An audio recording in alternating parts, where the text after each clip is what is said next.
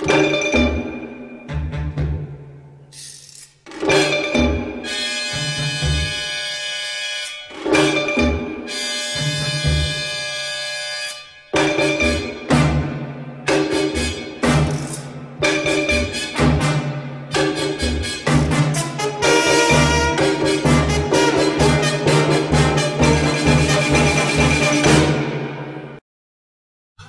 on en arrive au morceau de choix sur le vrai rôle du Front National.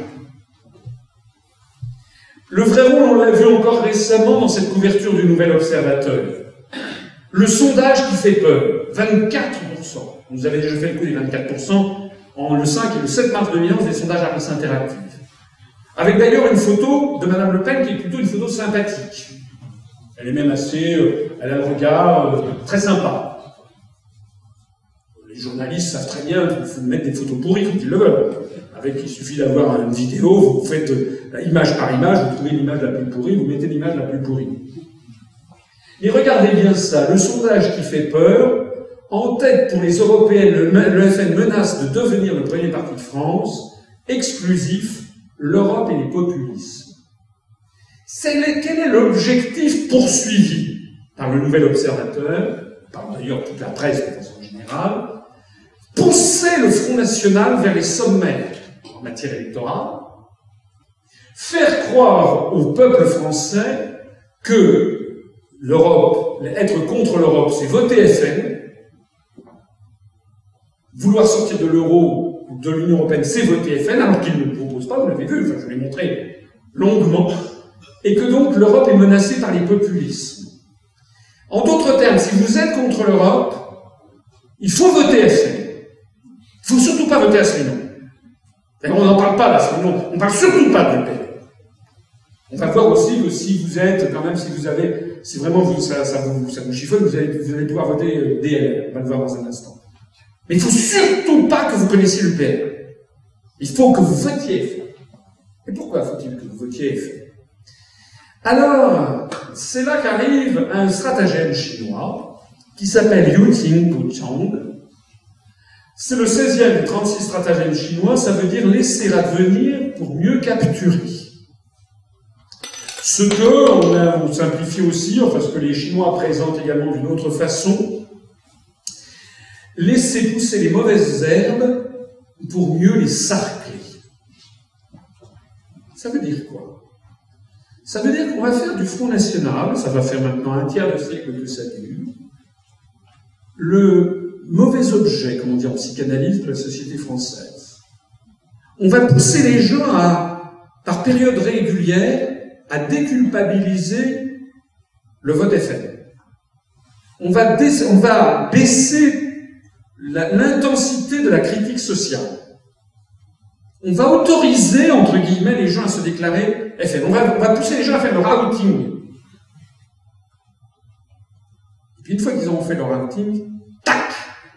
À ce moment-là, on pourra les sarcler. C'était la stratégie qu'avait fait Mao Tse-tung avec la campagne des 100 fleurs. Que 100 fleurs s'épanouissent, que 100 écoles rivalisent. C'est pour les spécialistes de l'histoire de Chine. C'est en 1957, comme le communisme en Chine marchait mal, qu'il y avait des critiques sourdes, Mao Tse-tung a appliqué ce stratagème. D'un seul coup, il a dit à tous les médias, donnez la parole à tous les critiques. C'est très bien. Que 100 écoles rivalisent, que 100 fleurs s'épanouissent. C'était la campagne dite des 100 fleurs. Alors, au mois de février-mars, il y a des gens qui ont commencé à écrire une petite critique. Puis comme ça passait, les critiques sont devenues plus acerbes. Puis au mois de mai, juin, juillet, c'était des trucs enflammés contre Mao, contre le gouvernement. Le petit truc, c'est que la police prenait en note toutes les personnes qui faisaient ces déclarations dans les journaux.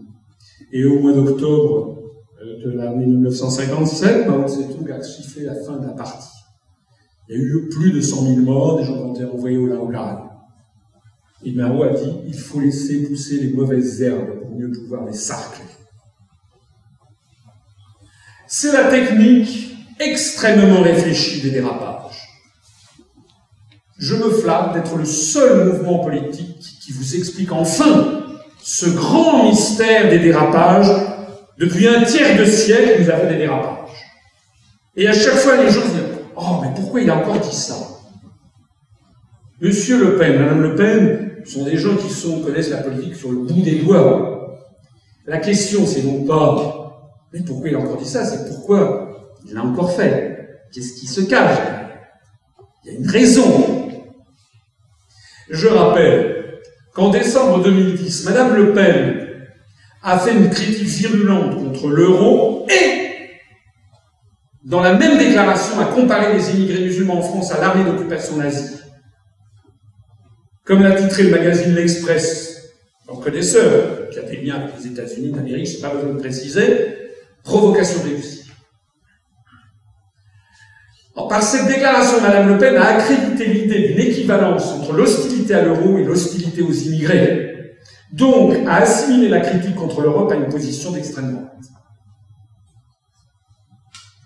Juillet 2011, Madame Le Pen critique l'euro et soutient les propos de son père qui trouvait des circonstances atténuantes au massacre en masse du tueur norvégien. Vous savez, M. Breivik, qui a assassiné 72 personnes.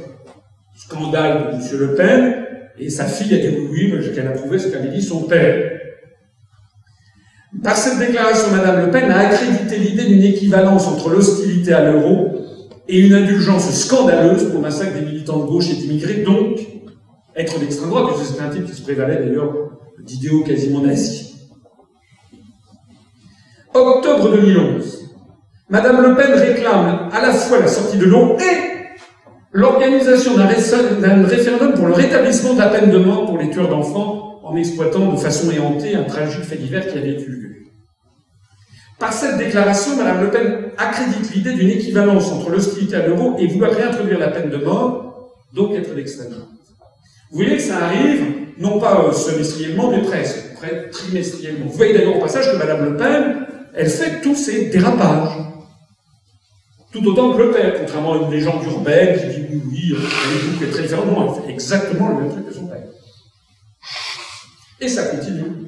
27 janvier 2012, en pleine campagne pour l'élection présidentielle, Madame Le Pen se rend à Vienne, capitale autrichienne, avec des militants néo-nazis le jour du 67e anniversaire de la libération du camp d'extermination nazi d'Auschwitz. Elle danse à Hofburg. Scandale. La ville de Vienne est en état de siège. Cette provocation néo-nazie autrichienne qui fait scandale, alors qu'elle est en pleine campagne présidentielle en France, et que Madame Le Pen avait toutes les raisons du monde pour refuser. N'importe qui parmi vous dans cette salle qui auriez été à sa place, vous appelez Le Pen, vous savez que vous avez quand même, si vous voulez vous dédiaboliser, vous avez quand même intérêt à faire attention. Un enfant de 7 ans ne l'aurait pas fait. Alors pourquoi il l'a fait? Madame Le Pen remplit ainsi de nouveau son contrat. Faire croire aux Français qu'être pour la sortie de l'euro, c'est avoir des sympathies pour le Troisième Reich et aller valser à Vienne avec des militants néo-nazis le jour du 67e anniversaire de la libération du camp d'extermination nazi d'Auschwitz. Et ça continue. 18 février 2012, en pleine campagne pour l'élection présidentielle de sa fille, donc 3 semaines après l'événement précédent, Jean-Marie Le Pen crée un nouveau scandale en lisant publiquement un poème de Robert Brasillac. Et il va récidiver sur France Inter. Robert Brasillac, vous savez, c'est un écrivain collaborationniste, antisémite, qui a été fusillé à la Libération pour collaborationnisme. La famille Le Pen remplit ainsi de nouveau son contrat. Faire croire aux Français qu'être pour la sortie de l'euro, c'est avoir des sympathies pour le Troisième Reich. Je vous ai mis, vous allez voir, un passage, parce qu'il a été interviewé ensuite sur France Inter, parce qu'il avait fait ça dans un débat public, dans une réunion publique. Il est interviewé par France Inter, et vous allez voir que M. Le Pen est venu avec le texte de Brasillac, et il va le relire à l'antenne. Et vous allez voir que les journalistes disent « Enfin, pourquoi vous faites ça? Pourquoi vous faites ça ?» Et vous allez voir ce que va répondre Jean-Marie Le Pen. Là, on est vraiment au cœur d'un des très très grands verrous de la société française. Vous avez lu à la tribune, on a beaucoup parlé cette semaine, un poème de Robert Brasillac. Alors faut-il le rappeler pour nos auditeurs, écrivain collaborationniste qui a été exécuté, fusillé. Il faut préciser qu'il dirigeait la rédaction de l'hebdomadaire Je suis partout, qui était quand même réputé pour son antisémitisme durant la période. C'est pas un poème sur l'honneur, un poème de Brasillac. Au berceau de l'enfant honneur, on a vu deux fées apporter deux présents pour l'enfant honneur. Le courage avec la gaieté. À quoi dit-on dans la première? C'est un présent comme le vôtre. Presque rien, répond la première, à donner du courage aux autres. L'autre, dit-on, à la seconde, n'est-il pas de trop pour l'honneur? Un enfant, répond la seconde, a toujours besoin d'une fleur. Alors voilà la cause du débat. Vous savez bien. J'ai dit un poème de Robert Brasillac. Je ne pense pas que ce soit la nature des... Pas tout ça, c'est de la provocation. Vous saviez. Et de la provocation, monsieur. Il faut que vous vous convainquiez de quelque chose. Je suis un homme libre, qui ne se laisse imposer aucune contrainte d'aucune sorte, qui n'a peur de personne et qui dit ce qu'il pense. Et comme, à mon âge, je l'ai fait dans la politique pendant 56 ans, je continuerai de le faire jusqu'à ce que le bon Dieu me rappelle. Alors c'est très, excusez-moi d'insister. Vous voyez que, il a fait un scandale quelques jours avant en lisant un poème de Robert Brasillac en pleine campagne présidentielle. Ce qui ne peut évidemment avoir que pour effet que de créer un scandale et de rediaboliser la candidature de Le Pen, c'est-à-dire cette fille. 2, il récidive, il est venu avec le texte même. Vous avez eu le journaliste dit « Ah, vous allez nous le lire en plus ». Donc il insiste, c'est pas un dérapage, c'est exprès. Exprès. Tous les trucs sont faits exprès. Il le lit, après ce moment-là du journaliste, bon ça a été un peu coupé, mais les journalistes, les uns après les autres, enfin écoutez, pourquoi vous faites ça? C'est de la provocation, pourquoi maintenant? Vous savez que vous allez lire, vous avez votre truc. Et il dit, mais je suis un homme libre, personne jamais ne m'empêchera de dire ce que je veux. La question, c'est pas qu'il soit un homme libre. La question, c'est pourquoi il le fait à ce moment-là. Puisqu'il nuit à sa propre cause. Il ne répond pas. Il botte en touche en disant, je suis un homme libre. Alors, c'est toujours le même système avec les dérapages du Front National, c'est-à-dire que les partisans du FN qui sont comme sous hypnose trouvent toujours motif à justifier. Eh ben oui, c'est un poème de Brasillac. Où est le mal? Jouant les Saint-Titouche ou les Saint-Jean-Rougeur, c'est comme l'affaire du détail des chambres à gaz. Il y avait des gens qui disaient, bah oui, c'est un détail, c'est une partie d'un tout. Comme je le dis souvent, vous verrez dans la suite des événements, un jour, présidentielle de 2017, M. Le Pen, Mme Le Pen diront le drapeau nazi avait une certaine esthétique, c'était quand même assez joli. Alors les gens diront, sans scandale et ça. Puis alors M. Le Pen, ça vient, à quoi? Et puis, vous aurez des militants qui disent, bah oui, c'est quoi, on n'a pas le droit de rien dire. Comme si ça n'avait aucun impact politique, alors que ça a évidemment un impact politique de sabotage. C'est du sabotage de son propre intérêt. Il faut creuser cette idée de sabotage. Le 18 octobre, on va y revenir. 18 octobre, c'est le énième dérapage depuis la création de l'FM, c'était encore il y a quelques jours. Jean-Marie Le Pen, la crise du port en Bretagne, c'est la faute des musulmans. Le 18 octobre également, N plus unième dérapage, donc ça c'est suspension d'une candidate du FN qui avait tenu des propos racistes envers Taubira, qui avait comparé Madame Le Pen, Madame Taubira, excusez-moi, à un singe. Bon. Alors, bon, un singe, ça reste un animal, alors c'est un être humain, elle condescendait, enfin, bref. Des trucs sordides, faits exprès. Alors, quelle est la réponse que je vous propose à tout ça? Parce que ça a un sens. Ne croyez absolument pas que ce soit par hasard, que ce soit des dérapages. Le fait que M. Le Pen soit revenu avec son truc pour le livre le prouve. Et par ailleurs, je connais quand même des gens qui l'ont approché et qui peuvent m'assurer que tout ça est fait absolument délibérément. Pas seulement le père, mais la fille, hein. Alors, ce que vous aurez compris, enfin, en tout cas, c'est l'analyse que je vous propose, c'est le joueur de flûte de Hamelin. C'est quoi? C'est une légende, une espèce d'histoire médiévale qui se passe dans l'Allemagne du XIIIe siècle, dans une petite ville qui s'appelle Hamel, qui a été francisée en Hamelin. Dans cette petite ville, il y a plein de rats qui ont envahi la ville. Et alors, c'est un conte, mais qui a paraît-il, un sous-basson historique réel. Dans ce conte, il y a un magicien qui a une flûte, un joueur de flûte, qui a des dons supranaturels, et qui est capable de charmer par le son de sa flûte un certain nombre d'objets, pas d'objets, d'êtres vivants. Il arrive dans la ville qui est remplie par les rats, et le bourgmestre, c'est-à-dire le maire, le reçoit, et il lui demande s'il ne peut pas chasser les rats de la ville. Le joueur de flûte dit d'accord, mais qu'est-ce que vous me donnerez en échange? Et donc le bourgmestre lui promet une grosse somme d'argent s'il y parvient. À ce moment-là, le joueur de flûte, c'est un dessin du 19e siècle, hein, c'était Rattenfinger von Hameln, en allemand. Il commence à jouer de la flûte et donc tous les rats le suivent. Il les emmène ensuite dans un lac, au milieu du lac, et là ils se noient tous. Ensuite, le joueur de flûte revient voir le bourgmestre et dit « Voilà, j'ai débarrassé la ville de tous les rats. Je veux ma récompense. » Et le bourgmestre dit « Va te faire là. On ne veut plus te voir. » Le chasse à coups de pied dans les fesses. Ingratitude. Donc, le joueur de flûte s'en va. Quelques jours après, il revient dans la ville, et cette fois-ci, c'est avec les enfants qu'il va charmer. Il prend tous les jeunes enfants du village, et il va les emmener au milieu du lac, et ils vont tous mourir.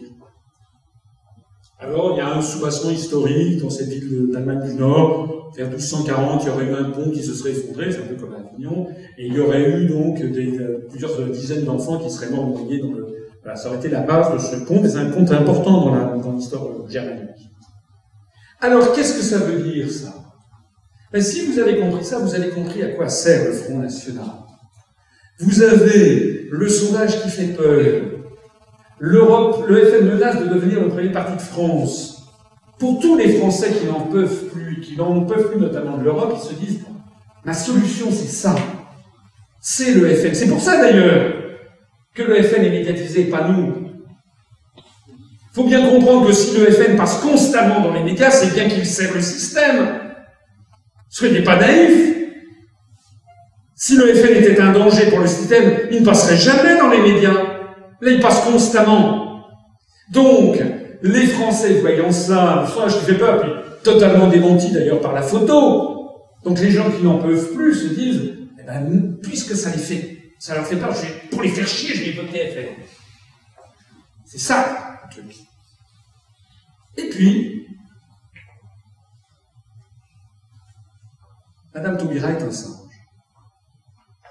C'est-à-dire que tous les gens qui se seront déclarés pour les FN, d'un seul coup, sont frappés de sidération parce qu'ils sont dans un truc qui est une impasse et qui revient régulièrement pestiféré. Parce que à la fois, il faut de temps en temps, je reviens sur mon image de tout à l'heure, de temps en temps, on abaisse la critique sociale pour que les gens se déclarent, et une fois que les gens se sont déclarés, on fait un dérapage pour neutraliser tous les gens qui sont allés, on sarcle les mauvaises herbes, et surtout, on neutralise 15% des Français. Tel le joueur de flûte de Hamelin, la famille Le Pen entraîne 15% des Français vers le néant, et se suit depuis 41 ans, depuis 1972. Et ça continue. Si le Front National n'existait pas, ça fait belle lurette que le système aurait volé en éclats. D'ailleurs, il n'y a pas qu'en France qu'il y a des Fronts Nationaux. Aube dorée a été créée en Grèce, au moment justement où la Grèce connaissait le désastre de l'euro. Aux Pays-Bas, il y a Geert Wilders. Et c'est la même chose. On orchestre, ils font des dérapages, plus marqués à Aube dorée, moins marqués chez Geert Wilders, ça dépend des sociétés, pour neutraliser 15% fatidiques. Vous avez ainsi la clé du mystère des dérapages de la famille Le Pen.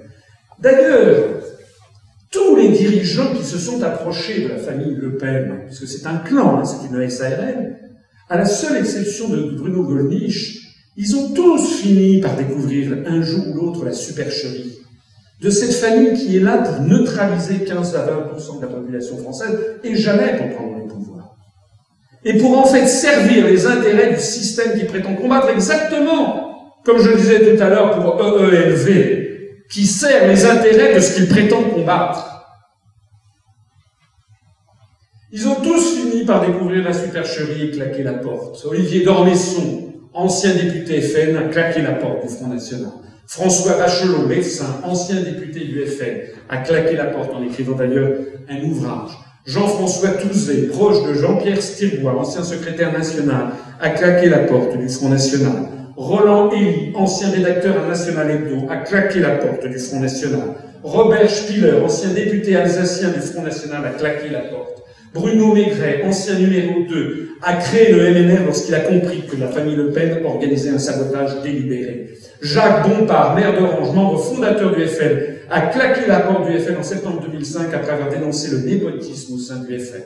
Karl Land, l'ancien secrétaire général, a claqué la porte du FN lorsqu'il a compris le sabotage délibéré. Il a créé un mouvement parti qui s'appelle le Parti pour la France. Michel de Rostelan, ancien député, a claqué la porte du Front National. Martial Bild, ancien conseiller régional, a claqué la porte du Front National.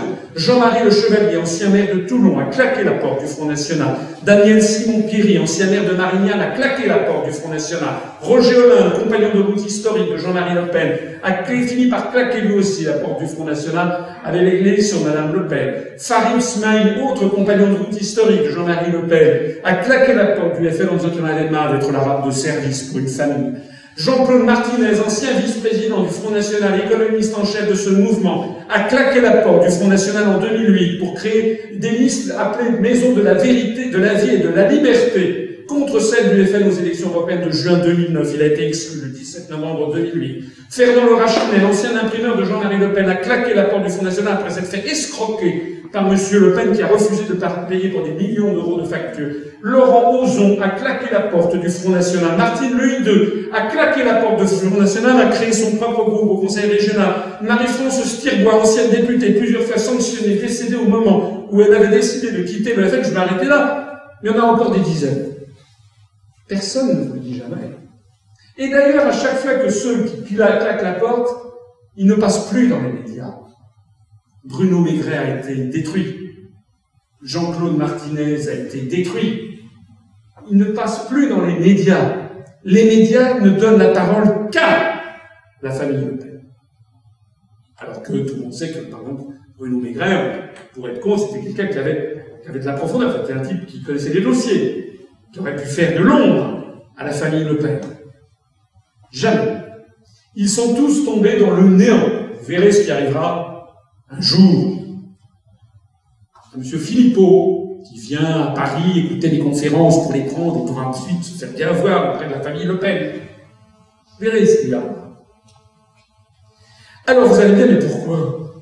C'est quoi les raisons d'agir de la famille Le Pen depuis 41 ans? Ben, je suis désolé de le dire. Chercher l'oseille. Je rappelle quand même que M. Le Pen a fait sa fortune avec l'héritage pour le moins controversé de Simon Lambert. Il a été attaqué en justice par les héritiers qui ont dit que c'était une captation d'héritage. La famille Le Pen est une famille qui est très intéressée par l'argent. Ce qu'empochent les députés européens, j'en parlerai demain. Salaire de base, 6 272 € par mois net. Indemnité de frais généraux, 4 299 € par mois. Ça fait 10 499. Remboursement des frais de transport dans l'avion classe affaires. Je ne l'ai pas chiffré. Indemnité annuelle de voyage, 4 243 € par an, c'est-à-dire 353,58 € par mois, hors réunion officielle, en plus.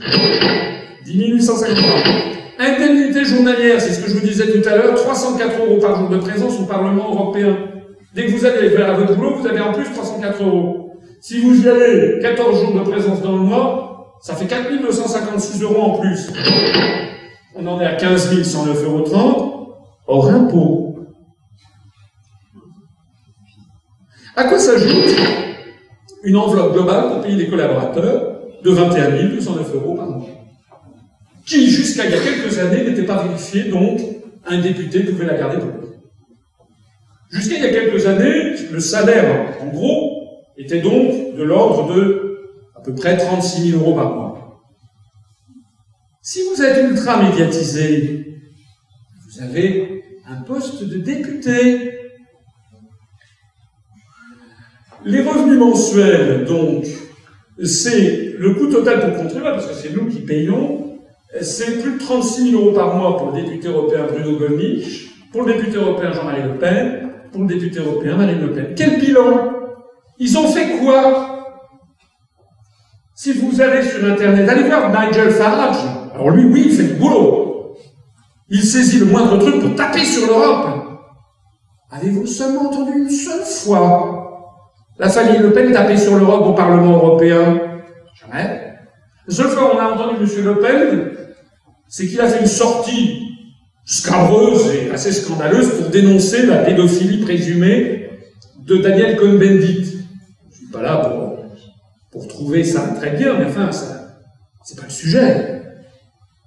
C'est un truc, c'est une attaque d'extrême droite, c'est pas le sujet. Même si, encore une fois, il y a certainement des choses à redire. Et pourquoi jamais une dénonciation au Parlement européen? Alors, je signale quand même que ceci explique le discours, par exemple, de Madame Le Pen, où je souhaite remettre en cause non pas l'Europe, mais l'Union européenne, afin que les traités soient profondément renégociés, l'avènement d'une autre Europe. C'était son discours au président du FPE autrichien. Je signale que M. Jean-Marie Le Pen est continuellement élu député européen depuis 1984, puisqu'on continuellement les médias le mettent en avant. D'ailleurs, il se représente en 2014. Ça fait 30 ans qu'il est député. À titre personnel, en 30 ans, il a donc empoché 5 400 000 € hors impôt. Et il a reçu 7 632 000 € pour payer les collaborateurs, je ne sais pas ce qu'il en a fait. Bruno Gollnisch, en 2014, ça fait 25 ans qu'il sera député européen, il aura empoché 4 500 000 €, en gros, d'indemnité. Quant à Madame Le Pen, en 10 ans, parce que ça va faire 10 ans qu'elle est députée européenne, elle s'est ramassée 1 100 000 € d'indemnité. En gros, plus 2 544 000 € pour payer les collaborateurs. Et tout ce petit monde se représente. Et ils vont être élus. Puisque c'est la proportionnelle. Et puisqu'il y a des Français qui tombent dans le panneau et qui vont dire « Ah, enfin je tiens le vrai opposant. Je vais voter pour Madame Le Pen. Je vais voter pour Jean-Marie Le Pen. Wow !» Sauf que ça fait 30 ans qu'il est élu. Et qu'ils vont le réélire de 30 à 35 ans. Comprenez l'arnaque? Je signale d'ailleurs que pour payer les collaborateurs, eh bien, Madame Le Pen a trouvé une bonne utilisation. On a appris le 18 juillet 2013 que parmi les collaborateurs de Mme Le Pen au Parlement européen sont donc payés par le contribuable français, figure son compagnon, M. Louis Alliot, justement. Ce qui est interdit d'ailleurs, parce que depuis quelques années, le Parlement européen a interdit que l'on finance les conjoints. Alors il a été interviewé par Le Figaro, et qui a expliqué qu'en réalité, comme elle n'était ni mariée avec M. Le Pen ni paxée, c'était pas bon. Je veux pas être méchant. Après, ça prétend être Jeanne d'Arc et restaurer l'éthique en politique. En réalité, M. Le Pen vit également sur la bête. Vous avez le père, vous avez la fille, vous avez le gendre. La petite fille, elle est députée au Parlement français. Non, plus que le chien. La grand-mère. Marine Le Pen, elle a dit que c'était son collaborateur, sauf qu'elle a des relations avec son collaborateur. C'est une sacrée Jeanne d'Arc, n'est-ce pas? Alors, les gens qui vous disent « l'UPR dit la même chose que le Front National », je terminerai là-dessus. Est-ce que je l'entends? Tiens donc, les adversaires principaux du FN sont le communisme, l'immigration et l'antiracisme, vous l'avez vu tout à l'heure, ce sont les constantes idéologiques et programmatiques depuis 41 ans.